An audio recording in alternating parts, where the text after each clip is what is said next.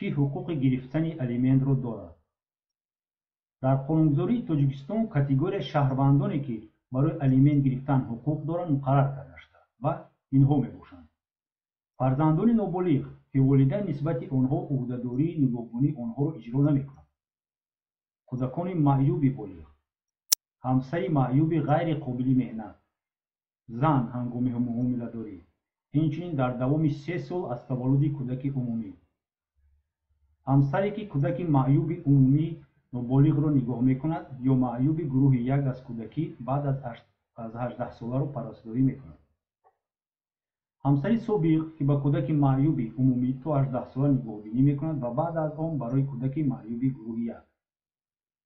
ҳамсари собиқи маъюб ки қобили кории худро пеш аз қатъ кардани ақди никоҳ аз даст додааст ё дар тӯли 1 сол пас аз ин лаҳза. ҳамсаре ки дар давоми 5 соли баъди ба охир расидани издивоҷ нафақахӯр шудааст ва ба дастгирии моддӣ ниёз дорад.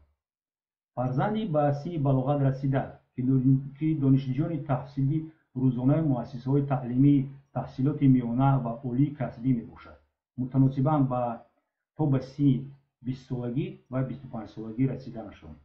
ҳамчунин падару модари ғайри қобили меҳнат ва эҳтиёҷманд ба кӯмак.